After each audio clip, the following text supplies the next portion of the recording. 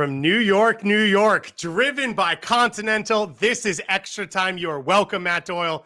It is back because we have no Andrew Wiebe. We will get to that in just a minute. We've got another huge show coming up. I'm very excited. For the first time ever, we're having Julia Poe on from the Orlando Sentinel to get us all the info on Pato, on Daryl Dike, on what's going on in Orlando, which is basically every single soccer game. And Julia has attended, and we're also going to hit the stuff you want to hear about. Big players in Europe, other transfer moves that need to be made by MLS teams. Could we see an American win the UEFA Champions League this year is one we're going to get into in USMNT. Depth charts. Do not forget, besides this show, you have some must-read, must-listens. The call-up has Greg Fanny coming up later today. And then if you go to MLSsoccer.com, you can read our own Matt Doyle. He's got his USMNT depth charts. Now he's got USU 23s as we are about a month away from Olympic qualifying. And of course, Greg Seltzer on who needs to have a big turnaround in 2021. Hint, Chicharito. Chicharito is the number one on that list, has to be Chicharito. It's a nice article where he just writes Chicharito 15 times and then gives reasons why. But your number one listening, obviously, is Extra Time. And it's not just you. It's the players on the field who know that this show is your number one source for MLS. Producer Anders' reminder of the day is that we are a big deal in Scandinavia and in South Korea, as Bjorn Janssen, the new signing for Montreal Impact, said this on his time coming into MLS. Playing well and doing better every year and getting better players every year. And, I obviously follow as well. So, small things like MLS is back and Extra Time. I watch those podcasts. I follow the MLS. Not only does he listen, he watches on YouTube. He's in the comment section. He has a fake ID. He's probably one asking all these questions about Montreal striker situation in the mailbag. I have one thing to say.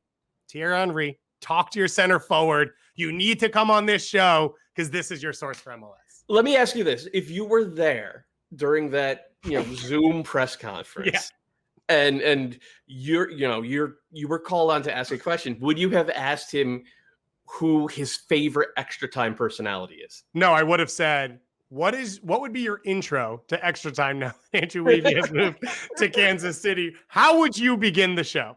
And he's thought about it. Yeah, that's true. But did we tell everybody why Wiebe's not on? Well, we got New York back. That was the key. Okay. So we cut Andrew Wiebe. Yes. For everyone out there who doesn't know, which means you don't have any person that you're close to who lives in the South at all. It's really cold and it's snowing. Central. Yeah, anywhere basically south of the North.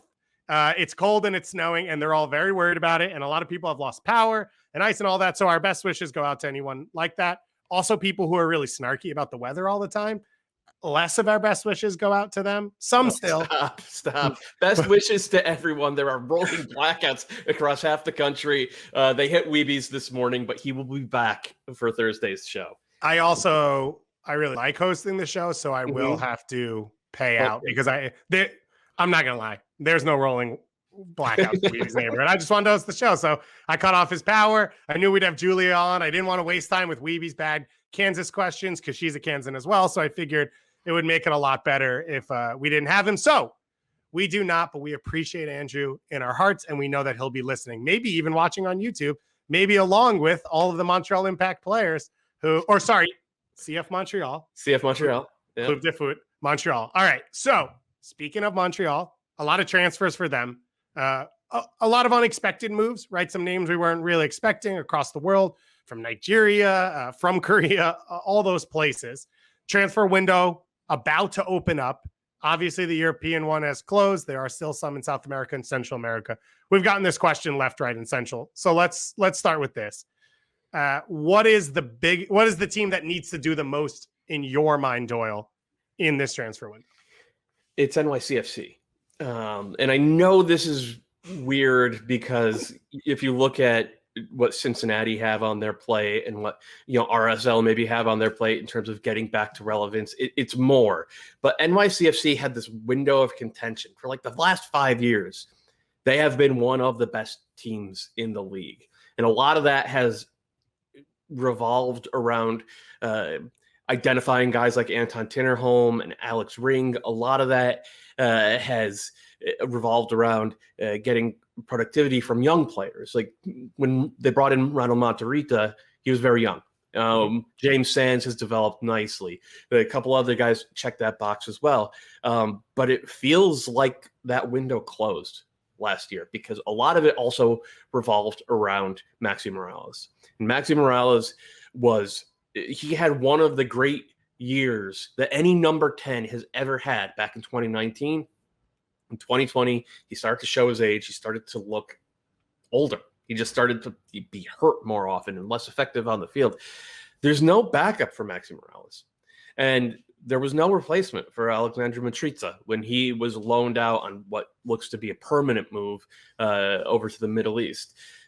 Guys have like the reinforcements have not arrived, and we're all kind of waiting for that to happen because it's City Football Group. Mm-hmm. It's one of the biggest soccer entities in the entire world, and it just hasn't happened yet. And I have their transactions open.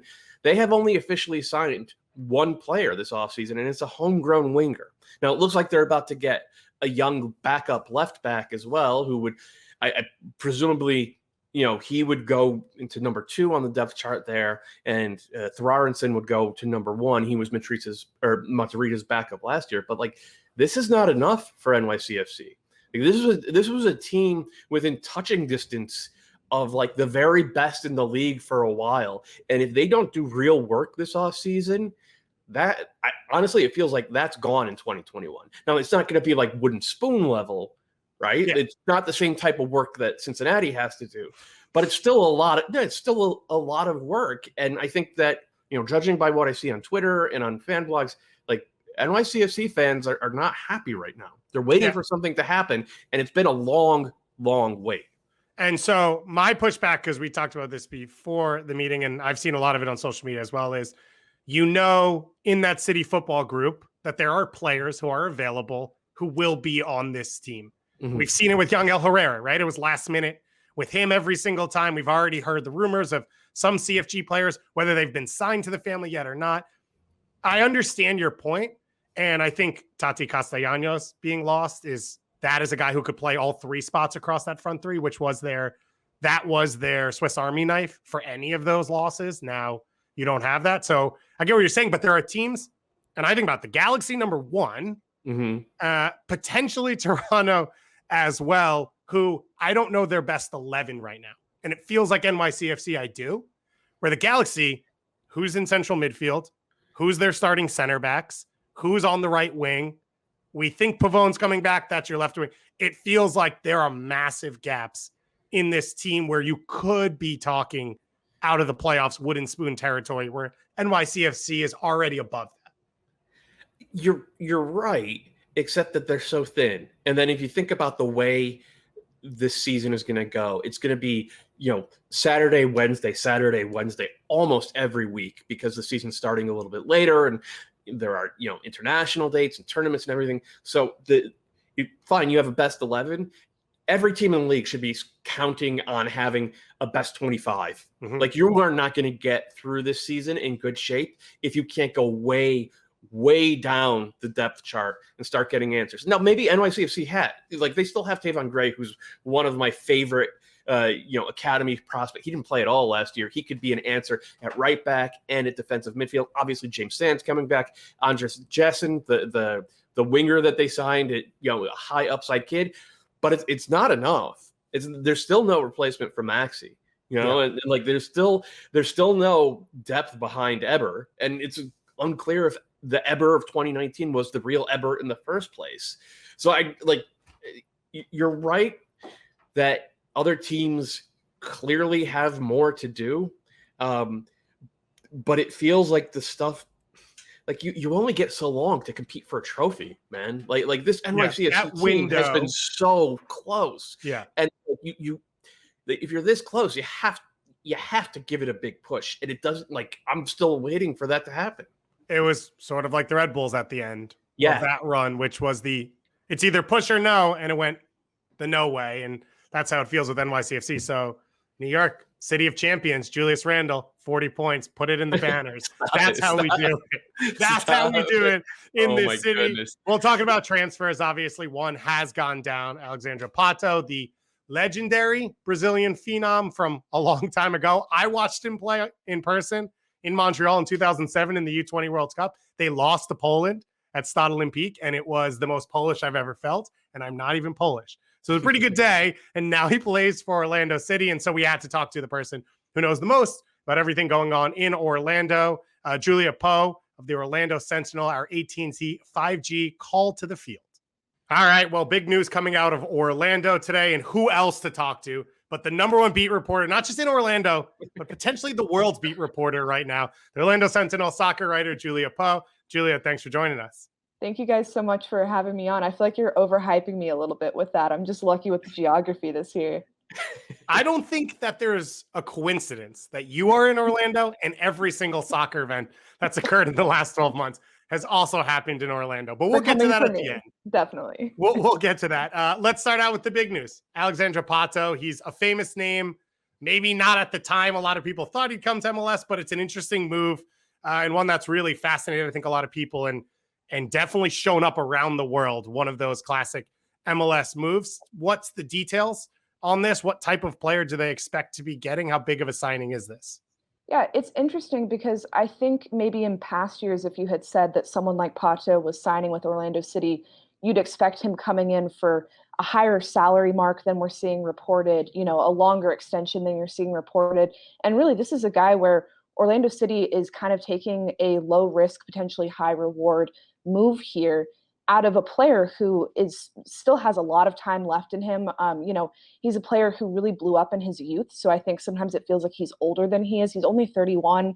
You know, a lot of people have been remarking at the fact that he's still got a lot of legs left in him. And he's coming into a situation where, you know, he's going to be in a very hungry striker pool. So he's going to be positioned where he can be pushed. He's not going to be allowed to kind of rest and relax. And I don't think that that's what he wants. That's not what Orlando City wants. So it's really a guy with a lot of potential still left in him who's coming in and kind of getting to show that he can really push himself in this league. And we've seen him do that before in the past. He did really well in China when he was playing there for a couple seasons. So we know that he still has that left in him. It's just getting him in the position where he can be pushed to kind of take advantage of the situation that he's in.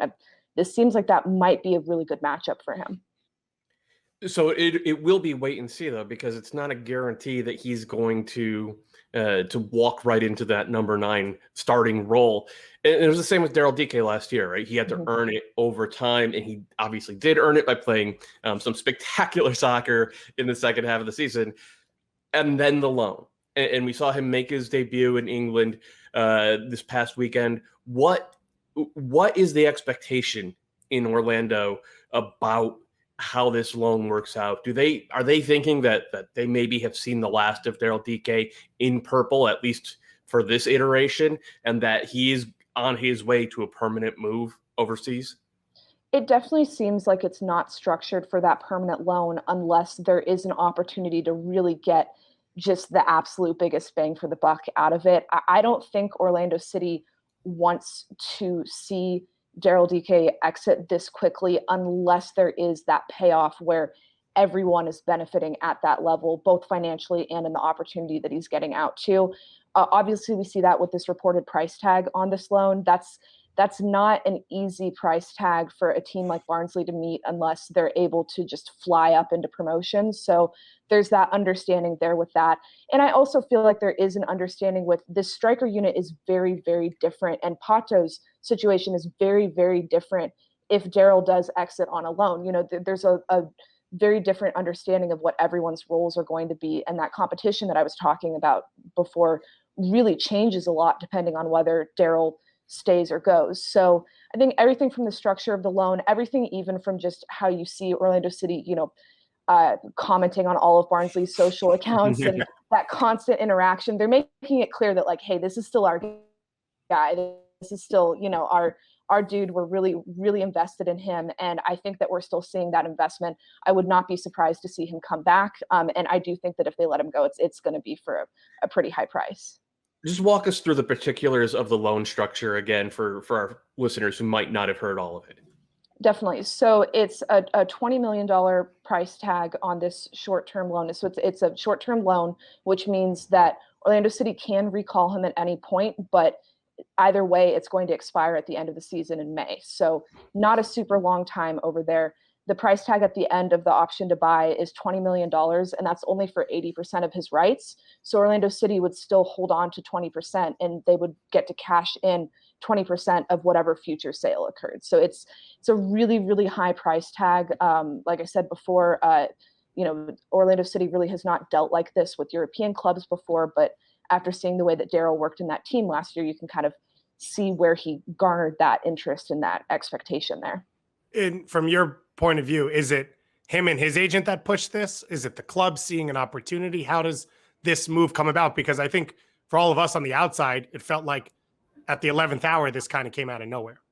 Yeah, I don't really know the specifics on who pushed for that, what kind of that breakdown looked like, but I do think that it was a quick turnaround. It was something where Orlando City is always kind of shopping both ways. So it's not like they weren't looking. It's not like they weren't fielding offers. But this definitely was something where it was very quick moving, and they did need to turn it around really quickly. I think that's more reflective of where this club is at right now. They're trying to be a little bit more nimble. And Coach Oscar Pareja, Luis Muzi, they've talked, especially post-pandemic, about the need to have that flexibility and that adaptability just to make things work in this market. You don't know who's going to even be able to get games off the ground on a week-to-week basis. So I think that it just came from that new feeling of adaptability that Orlando City has really gotten over the last probably 2-3 years as Muzi has been moving and working more. So in line with that, Chris Mueller breaking out in the national team, big year last year in MLS. And obviously the questions are going to come up. You see Jordan Morris go, Daryl Dike. The moves to Europe are always going to be talked about, or another league in general. Mueller's been in Orlando for a little while. Is this one of those adaptability moments? Do you see him being an Orlando player long-term? I think that first, Chris Mueller obviously is part of the DNA of this team right now. He's a very important part of what they're trying to do this upcoming season.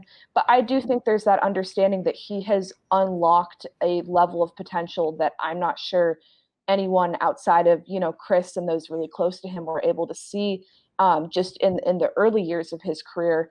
And if he keeps leveling up the way that he did last season, I don't doubt that we'll see him, departing for something different in the future.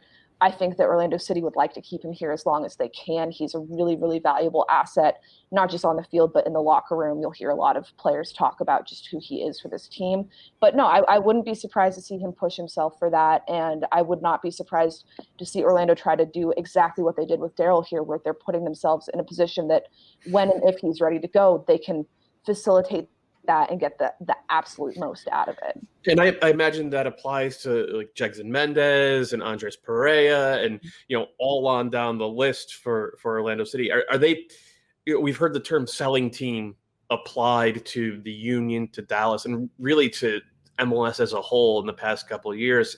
It seems like Orlando City are trying to pretty rapidly go in that direction as well. Well, and you're exactly right. It's interesting. I've spoken with the academy director before for Orlando City, who has talked about just the value that can be brought to this team if they can continue to have, you mentioned some guys that aren't academy members, but even looking at someone like Benji Michel, who has really made a lot of strides in his career. If this team can take him from an academy product to someone who eventually is able to depart and in return bring, a big economic windfall, that would be huge for the club. And I know that that's something that they talk about a lot, is trying to find. Orlando City has gotten really good at finding these gems that they're not necessarily needing to drop a huge bag of money on to bring in. You look at Andres Pereira, for instance, and I do think that model of they want guys that are here and willing to stay. And you've seen that with Robin Janssen, Antonio Carlos. They've signed on for very long contracts. But when they find these young little gems, I think they're very willing to push them to their maximum here and then eventually be able to flip them and get that, that help and that boost for both sides that also benefits the players. No, you mentioned the academy director, and Orlando, Central Florida, all of Florida really is hugely fertile ground for some of the best athletes in the entire world. Orlando City, though, have been kind of like hot and cold on their academy over the past 6 years, though. Sometimes it seems like they're super committed to it, and other times they're cutting back. just this offseason, there was an announcement about the academy structure itself and some initiatives. Can you walk us through that? And then just long term, is the idea to be Florida's version of FC Dallas?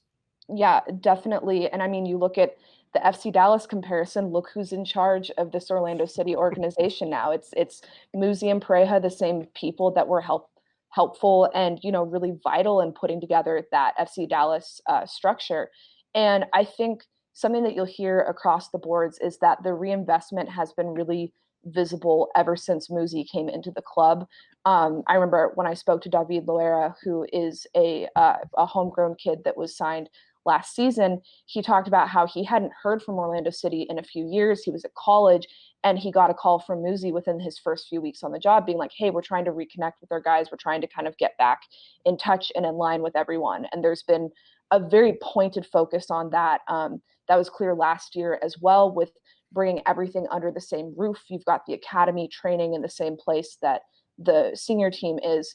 And then obviously the reinvestment this offseason. I mean, Oscar Pareja is out there being the coach who is facilitating tryouts for the academy teams for a couple of the age groups. So there definitely is that investment. There definitely is that focus. I think now it's how do you properly execute that? Because you can throw a lot of resources at it, but it's also figuring out how they can position the right people around these players to really push them and elevate them up into the first team. And we're seeing that more. There's a lot of homegrown players and academy products on this team, but really besides Benji Michel, we haven't seen a ton of them actually take that next step to being big producers for the team. And that's not to downplay what Benji does. Obviously, that's really critical to the team, but it's just seeing the quantity of them being able to repeat that. That's kind of that next step that they're at, I think. One of the things that I think we thought we'd talk about more, and obviously with the way the world is the last year, it kind of went away at times. But when hearing you talk about the initiatives and the push in the academy, I think about, and I forgot, Miami coming in and their second team in Florida. In that way or in any other ways, have you seen Miami's existence affect Orlando City internally or externally?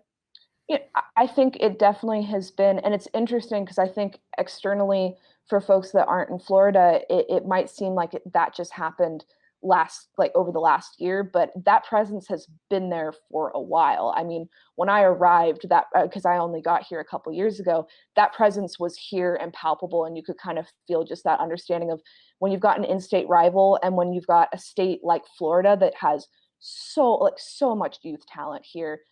There's always going to be that battling of making sure that you're getting as many of these young prospects in, and just also that rivalry. I mean, it kind of is a little bit of an edge on everything that I think both clubs do. I don't think it's like always front of mind for them, but it's definitely you're always thinking about it a little bit. It's like I grew up in Kansas City and it's like the KU Mizzou rivalry. They're not even in the same conference anymore, and they still think about each other constantly. So it's just that constant understanding of that, and definitely at the youth level, it's always there. Man, we cut Weeby's power and he's still got a KU reference in. And now Anders is with the Mizzou in the group chat. So let's just finish with this. As I said at the beginning, you are the world's beat reporter now. Everything happens in Orlando. MLS is back. CCL, men's national team, women's national team. Now She Believes Cup coming up as well. What's it like to be the world's beat reporter and have everyone watching your coverage? And are you excited about this upcoming tournament? Yeah, I'm extremely excited. She Believes was the last tournament that I covered before with the U.S. Women's National Team before everything shut down and kind of went to hell last spring. And I'm definitely excited for it. I think especially in a year with this much question of whether we're even going to see an Olympics, whether we're going to get a lot of these international tournaments off the ground. It's exciting to just be at something where you've got, Brazil and Canada and the US going at each other. So that's going to be a lot of fun this week. And it's been strange having everything here and having, especially when we had MLS's back here and then we immediately, have had basically every international tournament played on American ground has been here over the last year. It's been different, but I'm really grateful for it. And I'm really grateful for the creepy empty stadiums. It's very odd to cover a game in an empty stadium, but it's been really nice, and it's been a good highlight for this year for me, for sure. I told you the cat would show up. Say hi to your dog. Oh, so cute. I don't have a pet. I just have Rodrigo Schlegel in my heart, and that's it. That's about all I can think about right now. But for everyone out there, how can they follow you? How can they keep up with your work? Yeah, so I write for the Orlando Sentinel. Please check that out. And then you can follow me on Twitter at by Julia Poe. It's the best follow out there. She is the only one at every single game. It all game. revolves around her. It all revolves around. We're just waiting for Euros to call and say that they're going to do it in Orlando. Yeah. Hey, some crazy guy in Florida is trying to bring the Olympics here. So you know what? If that comes here to Orlando, then you know that my power is just that strong. There's only one constant, and that is everything that happens, Julia will be at. Julia, thanks so much for taking the time to join us. Keep up with their work. She's awesome, and appreciate it. Thank you guys so much. Appreciate it. So make sure to follow Julia Poe, as she said, on social, at the Orlando Sentinel as well. She's been, I think, the best beat writer, clearly, for Orlando specifically, but she was the MVP for 2020. Absolutely. CCL, men's women's national team, She Believes Cup coming up. So it's going to be awesome to follow her. We started her with Pato. I think it's interesting, one, that we started her with that because it's a big name, but it is a growth of MLS that it's not the only thing we have to talk about, right? A name of this quality. And I think the way this move went down is the next stage of MLS, which is he's not the star they're building this team around. This is a big name Brazilian who's on a 1-year flyer for a reasonable deal, because Orlando, I think right now, it's striker by committee. They've got 4 options in there who isn't Daryl Dike, whether he comes back or not. And it feels like it's just whoever's hot gets the opportunity, and everyone kind of has an equal shot. Yeah, I imagine it's going to be like an open tryout in preseason. And if Pato is healthy enough and good enough, and the first one has always been a bigger question than the second one, then he's got a chance to make this contract look like one of the best contracts in MLS history. And this flyer that Orlando City's front office took on him work out great. But it's a huge question with him. Like Pato from about 2007 to 2011 or so was considered one of the best young talents in the world. And then through injuries and like a weirdly late growth spurt, he went from like 5'9" to 6 foot, and he just never quite moved the same. It was the next Shevchenko. It felt like that was the move. Yeah. And it just didn't work out for him. Now he still scored at a good clip in China. He was pretty effective as a sub, mostly for Sao Paulo, which is not a bad level.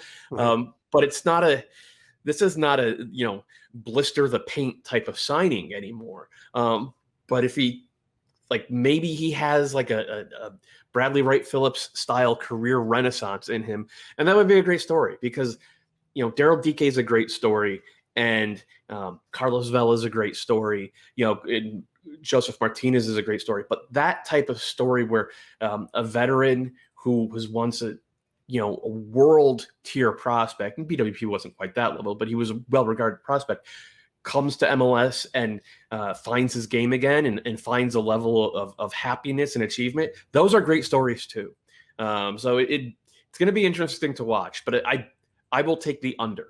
I do expect one of the younger kids to sort of follow in DK's footsteps and win that job this year. Just so you know, the over-under line I set was 1.5 goals for Pato. So you took the under on that one. Oh, I expected it to be around no. 6.5 or something. If you're going to take the under before I set the line, then I can set the line wherever I want. And that is the secret, my friends. But I think I agree with you.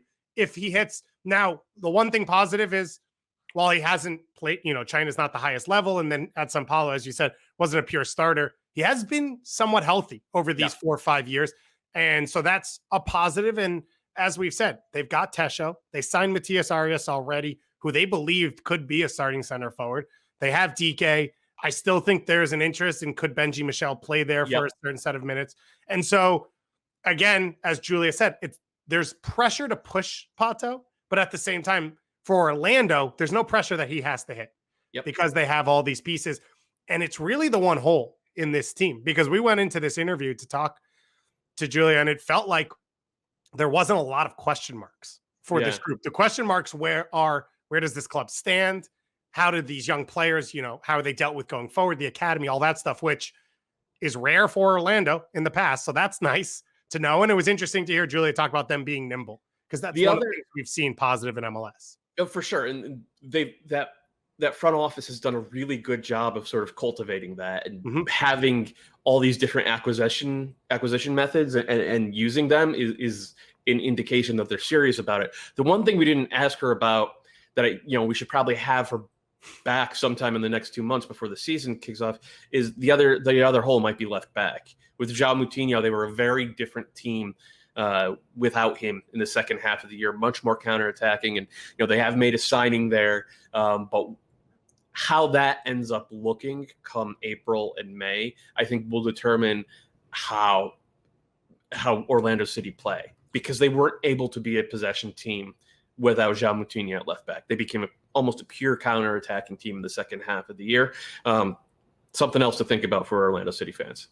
Yeah, and the hope is he'll be back by May or June, which you can understand. Jonathan Suarez, they brought on loan, American, so doesn't take up an international spot. Feels like Kyle Smith has given them some minutes there as well. But of course, Kamal Miller started there in the playoffs. He's no longer part of this team. So it will be interesting to see that depth for Orlando. Let's move into some other moves. In MLS, it sounds like Atlanta has sent Eric Remedi to the San Jose Earthquakes. They were going to be one of my teams that had holes to fill because San Jose doesn't really sign players. They got one in league in Remedi. He's a TAM guy. We know what he's done at Atlanta the year they won Cup. Obviously didn't really get much playing time over the last 18 months, really, under Frank de Boer. Do you see this as the move for him to fit cleaner and kind of maybe come back in San Jose? I mean, Matias Almeida gets a lot out of players who you wouldn't necessarily think that there's a lot there, right? And with Remedi, you actually, we've seen him be successful in MLS in the past. He was not one of the best D-mids in the league under Tata Martino, but he was really useful for a title-winning team. If he plays with energy, he didn't play with much energy the last 2 years under Frank de Boer, and that is something. If he doesn't play with energy under Matias Almeida, he's not going to get on the field. So it's it could fit really, really well, because in theory he can take minutes from Jackson Ewell as something of a regista, and he can take minutes from Judson as something of a destroyer, because he has pretty good defensive range. The thing with him is energy and turnovers. If he's out there and he's into it, you know that you're going to get that kind of field coverage and ball winning. And can he sort of dial back his YOLO instincts? Because at times it's just what are you doing, man? Why are you going down that blind alley? What are you doing hitting that pass? But because that's normally how players under Matias Almeida scale back their game, right? By covering every blade of grass and then not fouling. But I think putting him in a situation where he has to be constantly alert and alive to the danger and the opportunity might be the perfect situation for this guy, because there is talent there. And one note, our good friend Alicia Rodriguez pointed this one out on Twitter. This is only the second time in Jesse Fiorinelli's, I think 5 years now as a GM, that he is executed an interleague trade for a player. The first one was Domaduro for Quincy Amarikwa, which was way down the depth chart, I think 3 or 4 years ago. I mean, I don't know. I don't know what it means for San Jose, whether they're becoming more willing to start to use all of the player acquisition methods at their disposal, but it's the fact that this is only the second time ever, and that they did give up a good chunk of allocation money potentially for this guy, whose salary is not particularly small. I think that does tell you that they see something there. And we all know that when it comes to player acquisition in San Jose, what Matias wants, Matias gets. So this has got to be an Almeida guy. And it's an Argentine defensive midfielder, right? So you have that connection. And I agree with you. I think the first thought in my head is the lack of energy, and I think that's a good word to use for it, had in my head converted over to he doesn't cover a lot of ground, because it hadn't felt like he's done that in 2 years. And you finished with Nagby, who did so much of that for him. and then he basically hasn't played. So there's still that question mark of what he is and what he can be. It isn't actually that much. It's the reports are it's 200,000 in allocation money guaranteed, with 300 potential based on results. 200 allocation is less than Julio Cascante.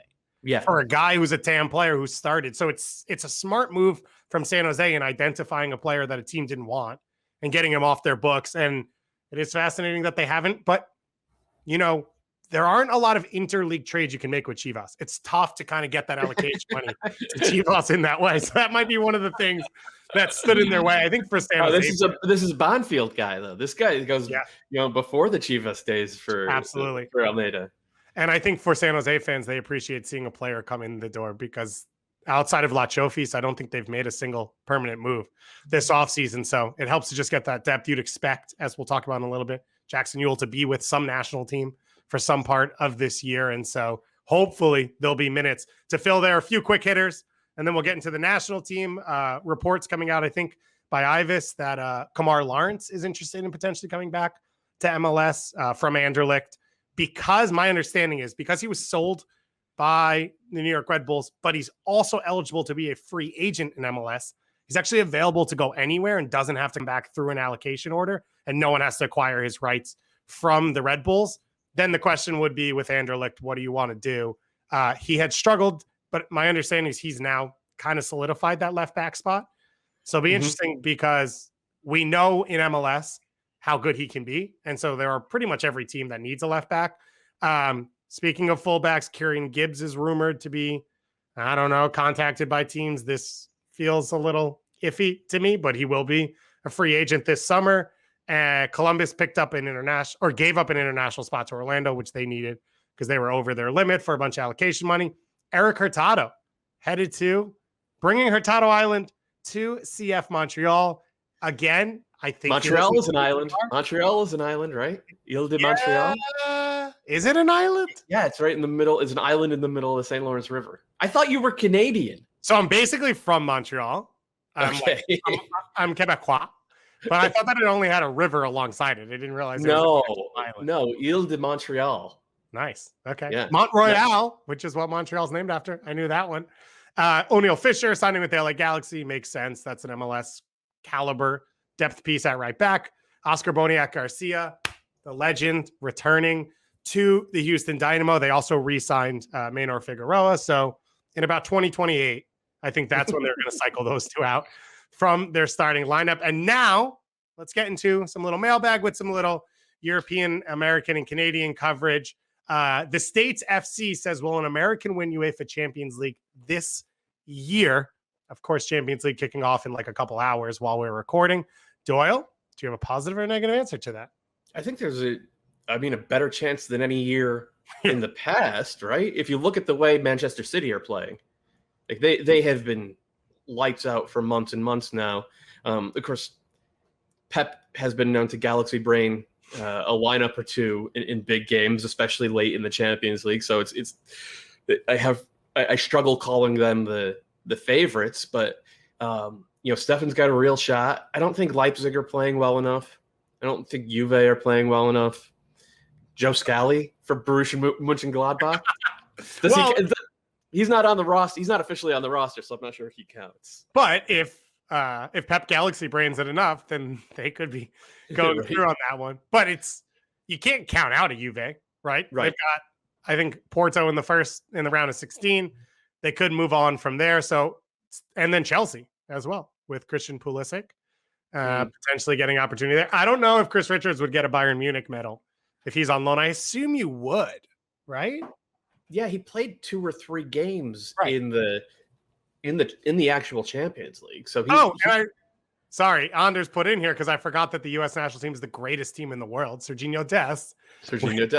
So I was waiting on that one because I just like Barcelona. I can't see it. I mean, unless Messi somehow has yet another level, I can't see it happening with Barcelona, and I can't see it happening with Borussia Dortmund with the way they're playing. Dortmund's been a disaster for. They can't defend, so maybe they should go get Chris Richards, but they can't defend. Barcelona feels more likely because they've actually been okay the last few weeks. Like the attack's gotten That's more true. coherent.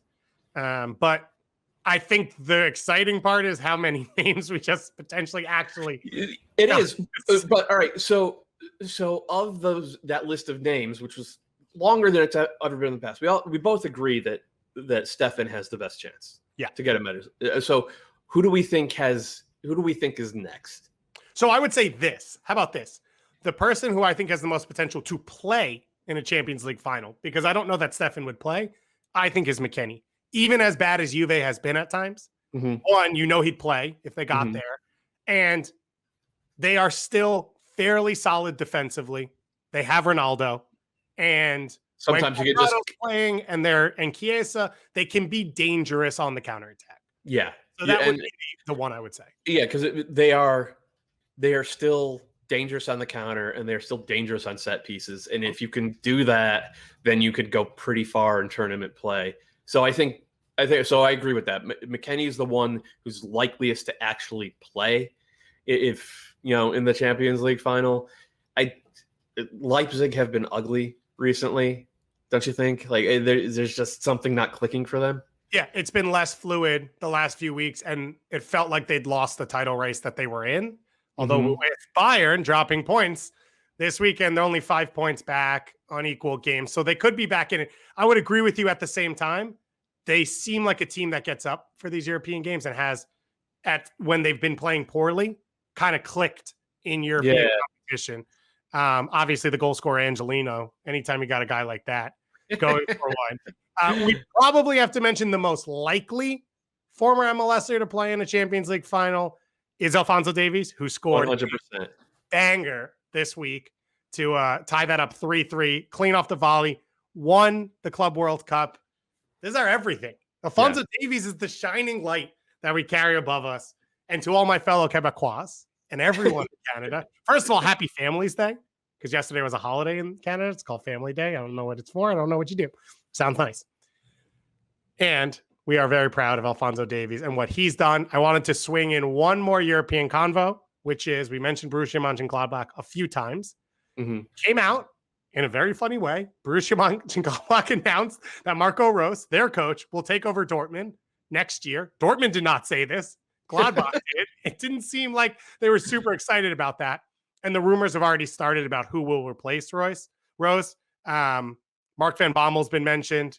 Eric Ten Hag, who's sort of turned it down from Ajax, has been mentioned. And then 3 Red Bull family guys. You have Adi Hutter, who's at Eintracht Frankfurt, former Salzburg coach.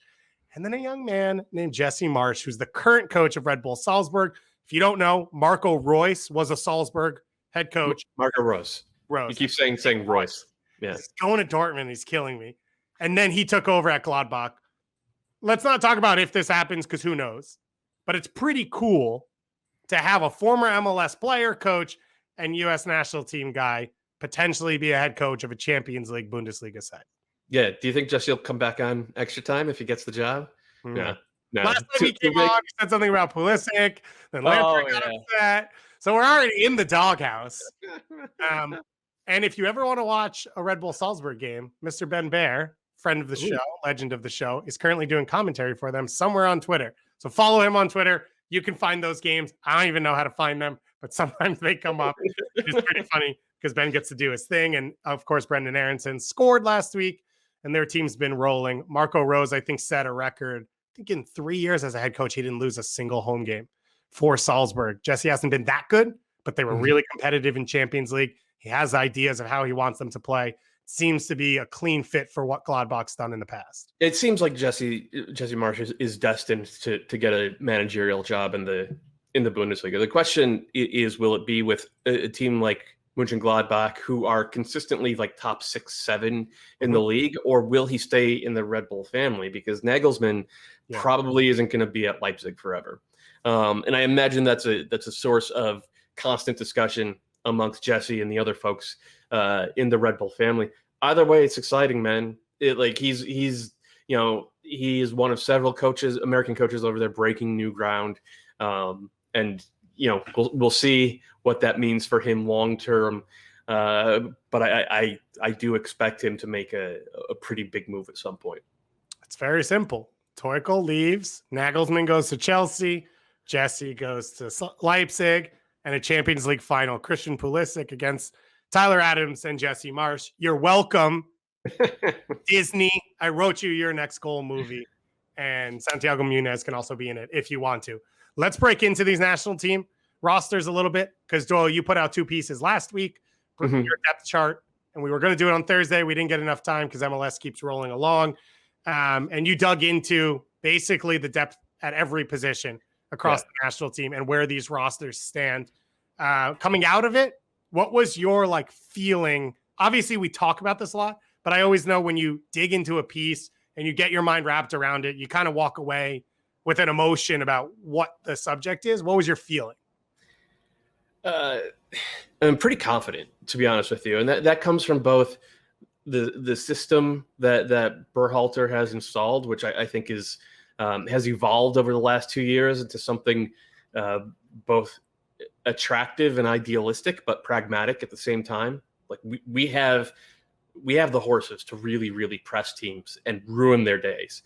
And in 2019, he wasn't really unleashing that. Well, in 2020 and 2021, every time we took the field, we were just stepping on teams' throats. Other than the European-based group struggled against Wales a little bit, but that's fine. That was the first time they played together. And mud doesn't count. And mud doesn't count. Right. So I'm super confident. Part of it comes from that system. Part of it comes from just the depth. It's insane. I think back to the 2019 U20 World Cup team, which is, for my money, the best U20 World Cup team the U.S. has ever had. And 3 of my favorite players from that group. 2007 Stade Olympique, Michael Bradley, Josie Altidore, Freddie Adu, Danny. That's in the argument, and the 1989 one is in the argument as well. But I think that the 2019 one is the one. And 3 of my favorite players from that team were Paxton Pomykal, Richie Ledesma, and Tim Weah. And those 3 guys have spent most of the past 2 years hurt. And it hasn't dinged the U.S.'s depth chart almost at all. And in the past, if we had a great young player who got hurt, that was a catastrophe. That was, oh my, we don't have a way of replacing this. And it's just not the case anymore. And it's happened so rapidly, over the past half decade, as the very worst thing in U.S. soccer in U.S. men's soccer was happening by missing the World Cup. At the same time, this new generation of young players was coming up, where you had Pulisic level and McKennie level stars, but you also had so many guys who were a level beyond just pretty good coming up behind that. So there's not as much week to week tension. Pulisic's on the bench now. Yeah. And I'm not saying I don't care, but I'm not worried about it. So that is a big thing. And taken in context of what World Cup qualifying is this time around, that's huge, because there's been tons of arguments about what's our best 11. We're not going to use a best 11. The games are 3 games a window. There's only 2 days between those games. You are not going to see the same players out there for the U.S. national team game after game after game during qualifying. You're going to have to go, I assume it'll be a 23-man roster for qualifiers for FIFA windows. You're going to have to use all 23 of those guys. There is going to be more and heavier rotation this cycle than we've ever had in the past. And in the past, I think that would have really hamstrung the U.S. In this cycle, it actually plays to our benefit because we have so many answers basically everywhere. So you mentioned those, 3-game windows. When Berhalter came on the show, he talked about Nations League final, which they hope will be 2 games and maybe he's guaranteed. I don't know if there's a 3rd place match. He said we're setting up a friendly right after that to recreate these 3 windows, because he knows, as you're saying, and I think it's going to be similar to what we saw under Bruce Arena when he had I think it was home Panama and San Jose, and then we went to the Azteca, where he basically, we found out after, had 2 11s in training, and they were playing and training for 2 different games. And so that second Mexico game, I think Kellen Acosta got the start, Omar Gonzalez, a whole different group in a different formation, and they got the result there. I look at this pool, and it's interesting. You say depth at center forward.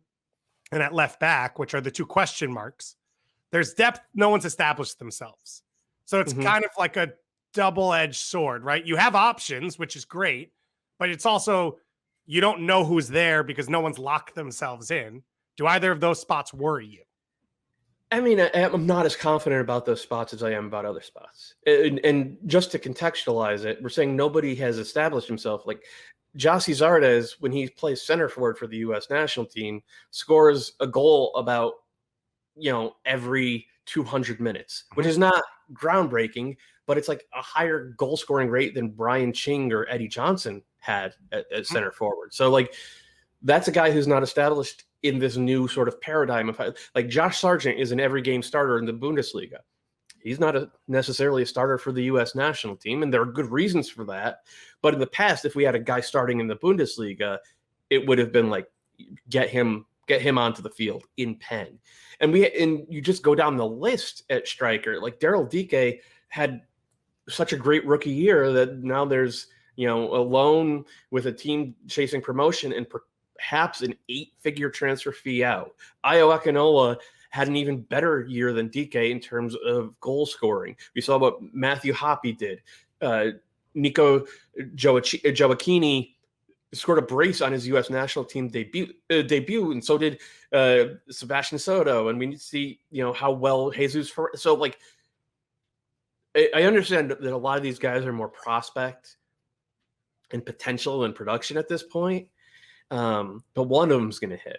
So one of them's going to hit, David. Let me ask you about two. One is Tim Weah, who you brought up from the U20s, who's gotten himself back into the Lille team, sometimes at forward, sometimes on the wing. And then Jordan Morris, who now got his first start, I think a week ago for Swansea in that 3-5-2, playing in those two forwards as well. What do you make of those two players? And are those two players that if they perform at the club level at center forward or quote unquote forward position, do they move into that convo?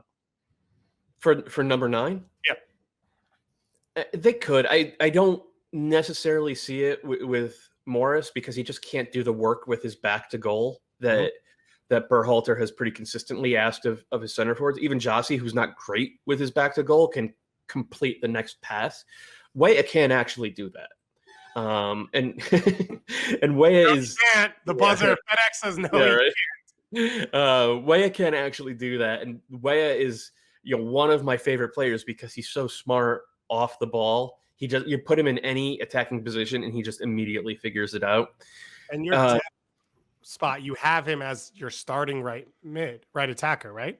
So I think if it happened right now, and we absolutely had to play our best 11. Then I think it would probably be Pulisic on the left and Morris on the right. But I think that Weah has a higher ceiling than Morris, and if he gets 6 more months of health and high level reps, I kind of expect Tim Weah to pass Jordan Morris on that. I love Tim Weah. I think we have a lot of guys on this roster who can solve problem with their technique. And that's great, and solve problems with their passing, and that's great. And I think that the system that we're using creates problems in terms of positional play for the other team. Weah solves problems for the U.S. and creates solves problems for Lille, but I think this would translate to the U.S. and creates problems for the opposition with his off the ball movement. He's just so smart. And he always understands how to create that space. And if he's playing right wing and he's going, like that will either, like if he darts inside, that creates out, cuts out a defender and drags a defender with him and creates space on the overlap for Serginho Dest. Or if he checks back, then that would allow the right-sided free 8 to go forward. And that's either, McKennie or Leggett or Aronson, and guys who have shown the ability to understand those sort of things. I really like Tim Weah. I'm very happy that he's healthy, and I hope he stays healthy. But the thing is, that's best 11 doesn't even matter at this point. It is best 23 or even 30, and we're lucky at this point to have Pulisic and Morris and Weah and Gio Reyna and Jonathan Lewis was awesome last week. And Paul Arriola, or last month rather, Paul Arriola has been great since coming back from his ACL, and we have answers in our depth, whereas in the past we primarily just had questions. And that includes, by the way, left back. Like, I'm not a huge Anthony Robinson fan, but Anthony Robinson's pretty much a Premier League starter. Sam Vines is fantastic. Serginho Dest can play left back, and in fact did play left back in his last U.S. appearance. George Bello, I think we all saw the improvement that he had for Atlanta United in the second half of the season, and we all know what his ceiling is. So it's a different era. It's just a vastly different era than what we've had in the past for the U.S. And we don't even know about Yunus Musa, who starts for Valencia and obviously started in that Wales midfield against Wales, and could be another piece does that push Reyna wide? Does that give you more options? Whatever it does, it's not a negative to have guys like that. It's pretty interesting. Check out Matt Doyle's piece. So you've got the U23s coming out this week. Is there anything that sticks out in your mind about that? So this is different because I'm doing the U23 depth chart for Olympic qualifying. And all those guys, all those European-based guys we just talked about, none of them are going to be released. Like, we're not going to have Pulisic, we're not going to have Sargent, we're not going to have Reyna, we're not going to have Hoppy, we're not going to have Tyler Adams or Weston McKennie. All these guys are Olympic age eligible, but teams are not under any obligation to release players for youth tournaments. And that's what this technically is. Olympic qualifying is a youth tournament. MLS teams almost always play nice with that. MLS teams almost always release guys for these things. So this depth chart I'm doing is primarily MLS based. A couple of guys like Johnny Cardozo, who's down with Internacional in Porto Alegre. Who else? Chris Gloucester, who hasn't found a team since being released by PSV. But even I don't think he wants to go by Bofo anymore. Oh, Salcedo? Sebastian Salcedo. So I'm on the fence with him. I'm not sure Pumas will release him, because what does it benefit them to release and they're one of the big clubs in Mexico. It doesn't really benefit them to release a player who's in their rotation and release him to the U.S. national team or U.S. U23s. In Mexico, the tournament's in Guadalajara. If he goes and he kills it and even beats Mexico head to head, does that increase his value? Is that a guy that you can move somewhere with that? That would be the only thing, because I agree with you. He's a piece of that team. He's also on the older edge of this, so it's not like you're looking at a 10-year layout and say, well, at 19, let's get him here so that we could sell him to Europe in 2 or 3 years.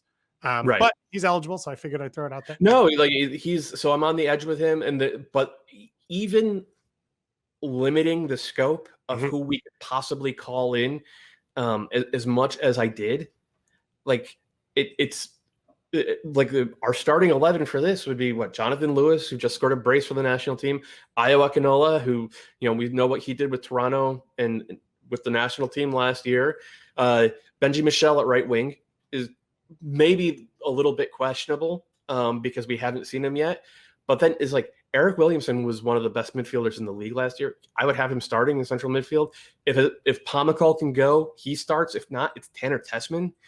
Jackson Ewell, who has been a regular for the national team and excellent for Senate. He's the D-mid. Sam Vines, Miles Robinson, maybe Henry Kessler, maybe Abubakar Keita, maybe Mauricio Pineda at center back. And right back, Aaron Herrera, Julian Aru. We just saw Reggie Cannon, Serginho Dest, Brian Reynolds all go to Europe to two of them to legitimately big teams on big fees. All three of those guys are eligible for this Olympic team. None of the three will be released. And right back is still a really strong position for us. And I just hope that the fans who have kind of suffered over the last 10 years are taking a minute to appreciate the growth that we've seen.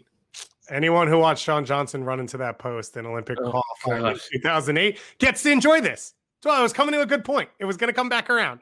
Enjoy this. It would be interesting if they do qualify. The other pieces, I think of an Eric Palmer Brown, an Uli Lainez, those guys who there could be value in going to an Olympics. They don't have to be released. where they fit back into this pool if you have a good qualifying run. So that could be interesting going forward.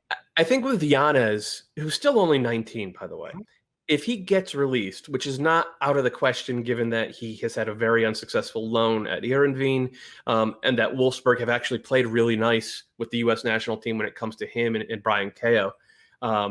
If he is released for Olympic qualifying, I could see him ending up in a starting role. But at this point, it does feel like he's had a wasted year of non-development since he made his U.S. debut last winter against Costa Rica and played, I thought, pretty well. Before he ever played a pro soccer game. Yeah, right. It's always the direction you want to go in and always interesting. So keep your eyes out for that on MLSsoccer.com. Obviously, send us all your thoughts and questions because we just enjoy doing this and it's pretty fun to do right now. And there's a lot to watch and a lot to follow. Speaking of national team, let's talk national team legends for a second as we head to the mailbag. We got a lot of Tony Sane love off that interview from last week. I think it's the best interview we've done in at least a year because I can't remember past a year ago because the world is endless. But it was awesome to talk to him. We could have done it for 6 hours. We almost did. We probably will have him on again to try and do that if we ever get Weeby internet or electricity, which means if I allow it. But it was so much fun. Doyle, I know he's a guy that you've been a fan of for years as a player and a person. I'd never spoken with him before. And so we got a bunch of mail that basically sounded like this. Tony Sane. And a lot of that. A lot of energy. So I was into that. And on that note, we also wanted to add a fan, Ryan Tabley, on Twitter, who says, if FC Cincinnati gets a competent 10, PT, Lucho, or someone else, so they have a shot at playoffs with that new stadium hype. I mean, it's MLS, so anything can happen. We've seen worse to first turnarounds in the past. And I think we talked about it on the show last week. Like, I'm not sure that PT or Lucho really checks the box as a competent number 10, right? Like both guys are so hit and miss, and Cincinnati can't have a guy who's hit and miss. They need a guy who can go out there every week and be, what Maxi Morales has been to NYCFC or what Ladero is to Seattle. Like eventually every team runs out of ideas, and that's when you need that guy who, okay, we're just going to give the ball to him and he's going to figure everything out for us and at least recycle possession and recycle some sort of semblance of cohesion. And I don't think either guys mentioned in that tweet are the type of guys who do that. So as time melts, so I don't know when this happened and what we've actually talked about. I believe after the show was when the Frankie Amaya news came out, reported by Paul Tenorio, so it's real, not Sam, that he's asking for a trade from FC Cincinnati. Doyle, what's your reaction to that, of what that means for Cincinnati? And then what are the names that flash in your head? We know that 2 or 3 teams had offered big chunks for him, and they had turned them down, of where he should land, who should try and land him. I think Cincinnati should try to keep him. I think Amaya, he's been the only good thing by some measures about this team in their first 2 years, and I understand his frustration. $1 million in allocation money is a lot to turn down, and it sounds like it was a 7-figure potential trade. But I understand why they didn't do it, because Amaya is a sure thing. If he's fit and you get him out there as a sort of a destroying number 8, or even continue to develop him as a number 6, he is a guy with a national team upside and sell on to a big club overseas for 5 or 6 million type of upside. But it comes back to FC Cincinnati having the ability to get that out of players, and they haven't really shown it yet. Which I think is why you see a young player who's on that line of, he wasn't a first name mentioned in your Olympic qualifying, and he was a starter for that U20 qualifying. And he's not, the first player that's been in some of these national team camps going down the depth chart. You can see why for him, he wants something more stable going forward. But the money that Cincinnati spent, I mean, he's got more quality in front of him already in Brenner than he's had. Some of the names that popped in my head, first of all, any team. Come on, Doyle. I'm not gonna say sight unseen that Brenner is more quality than. Well, anyway, continue. Like he's more. All right, fine. I'm not even going to get into this Brandon Vasquez conversation that you're pushing at me right now. But I thought Houston was one team that made sense. They have allocation money to spend with the Minotas thing. They've got space in their midfield. That could be an option for a player like him. Maybe LA Galaxy. Put him alongside Jonah and have them both just kind of do everything. But could be interesting to see where he falls. And on that note, we've got one to close out on. We've got a question here. It says, first time, long time. Is Kobe Jones the most underrated Galaxy player of all time? I'll hang up and listen. That came from @PJ Wes, who grew up on North Bayless alongside your own David Gass, one of my oldest friends. Definitely doesn't listen to the show, so we'll never hear this answer. So you don't even have to give it unless you really want to, Doyle. No. I think Cienfuegos is the most underrated Galaxy player of all time. Like he was not quite Echeverry, Valderrama, Preki level in the early days, but like a half tier down from that. And just like a joy to watch. I loved that guy. So the answer is no. Kobe Jones is not the most underrated Galaxy player of all time. There you go. The truth from Matt Doyle. You can catch his articles on MLSsoccer.com going forward. We'll be back on Thursday as usual. You can watch the show on YouTube. Download wherever you download. I may allow power back to Andrew, and he will be back. If not, it'll be from New York, New York, which you know is number one. Thanks so much for listening and watching, everyone. Have a great day.